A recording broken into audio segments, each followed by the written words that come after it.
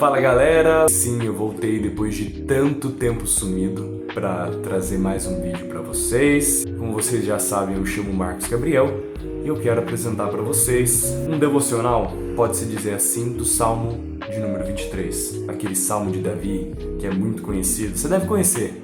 O Senhor é meu pastor, de nada terei falta, o primeiro versículo do Salmo. Eu queria expor o Salmo aqui para vocês hoje e tentar falar um pouco daquilo que eu entendo, daquilo que eu vejo no Salmo, para edificar a minha vida, mas principalmente edificar a vida de você que está escutando essa gravação no YouTube. Então, eu vou começar a leitura do Salmo, você pode acompanhar a leitura que vai aparecer aí na tela. Show de bola? Então bora lá. O Senhor é o meu pastor, de nada terei falta. Em verdes pastagens me faz repousar e me conduz a águas tranquilas. Refrigera-me a alma, guia-me nas veredas da justiça por amor do seu nome. Mesmo quando eu andar por um vale de trevas e morte, não temerei perigo algum, pois tu estás comigo. A tua vara e o teu cajado me protegem. Preparas um banquete para a minha vista dos meus inimigos. Tu me honras, ungindo a minha cabeça com óleo e fazendo transbordar o meu cálice. Sei que a bondade e a fidelidade me acompanharão todos os dias da minha vida e voltarei à casa do Senhor enquanto eu viver. Queria começar falando com vocês acerca do versículo 1. O Senhor é meu pastor, de nada terei falta. Se o Senhor é o nosso pastor, isso significa que nós somos suas ovelhas. E se nós somos suas ovelhas, nós seguimos a esse pastor. Nós ouvimos a voz desse pastor e o acompanhamos. Jesus diz em Mateus 16:24 o seguinte: renuncia-te a ti mesmo, tome sua cruz e me siga. Esse é o chamado que ele faz aos seus discípulos para segui-lo. E não há como segui-lo sem renunciar a você mesmo.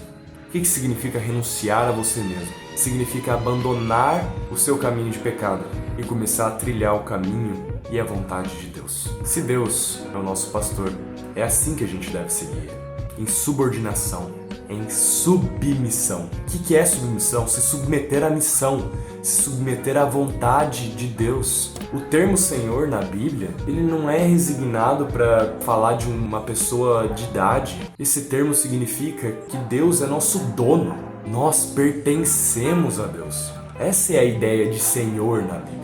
E por isso, Davi aqui chama Senhor do pastor dele, porque ele pertence a Deus e o segue, ouvindo a voz dele para onde quer que ele for.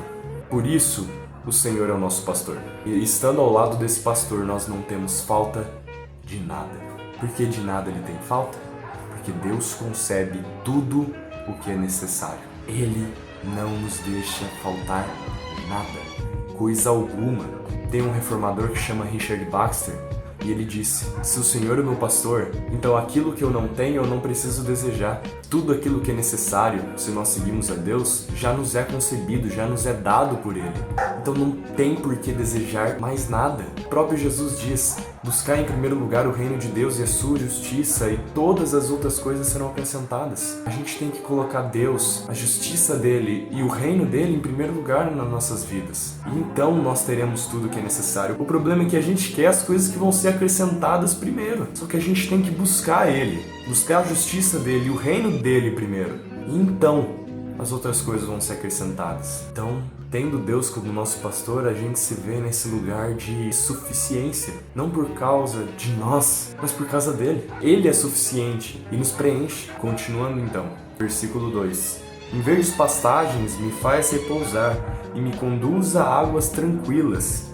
Restaura-me o vigor. Deus é aquele que nos concede descanso. É só através de Cristo que nós temos verdadeira paz para as nossas almas. Em Mateus 11:28, inclusive, ele diz: vinde a mim, todos vós que estão cansados e sobrecarregados, e eu lhes darei descanso. É Ele quem restaura a nossa alma, restaura o nosso ânimo e nos dá forças para continuar. É só através dele que nós encontramos essa força, em nenhum outro lugar. Só que isso também requer submissão a ele. A gente deve abandonar nós mesmos e nos submeter à vontade e ao desígnio desse poderoso e tremendo Deus. Verso 3. Guia-me nas veredas da justiça por amor do seu nome.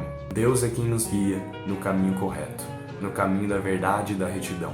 Ele nos leva a viver em santidade. É claro que a gente precisa se esforçar para obter a santificação, mas é Ele quem nos auxilia com sua graça, em consonância com esse nosso esforço, a nos santificar. Nós somos salvos pela graça, sem mérito.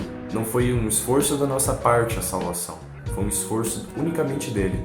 Mas a santificação, diferentemente, exige tanto um esforço nosso quanto o esforço dele, para vivermos de acordo com a vontade dele, em santificação, ou seja, se tornando santo, à medida que caminhamos e peregrinamos por essa terra. Mas ele nos guia pelas veredas da justiça, por amor do nome dele, porque ele é fiel.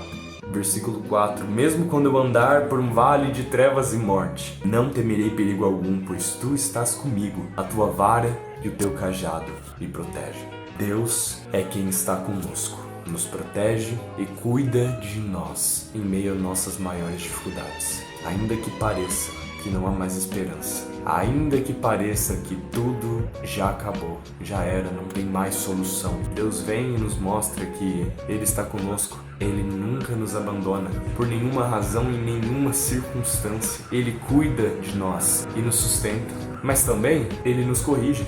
A tua vara e teu cajado me protegem. Muitas vezes, essa vara e esse cajado de Deus nos protege de nós mesmos, porque o nosso coração é mau, é corrompido pelo pecado. Muitas vezes nós tomamos decisões nas nossas vidas que nos levam para o caminho do erro, que nos levam para um caminho de morte e destruição. Mas a verdade é que nós mesmos muitas vezes nos levamos para esse caminho, porque nosso coração está cheio, está dominado e corrompido pelo pecado. Mas Deus vem e nos protege e nos socorre muitas vezes de nós mesmos, nos perdoando, nos lavando, nos santificando e nos trazendo para perto de si, para que a gente confie nele e abandone a nós mesmos. Dando continuidade agora no versículo 5. Preparas um banquete para mim à vista dos meus inimigos. Tu me honras, ungindo a minha cabeça com óleo e fazendo transbordar o meu cálice.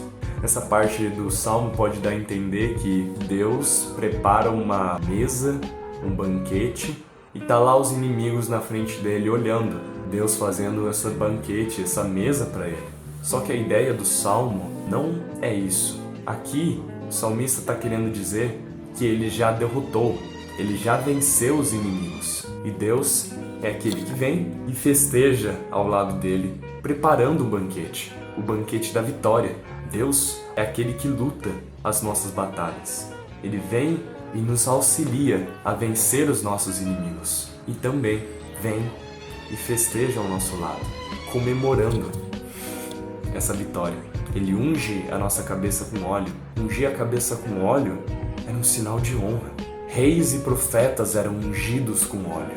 Inclusive, a palavra Messias, Cristo, significa ungido. Jesus é o rei e o profeta, porque ele foi ungido.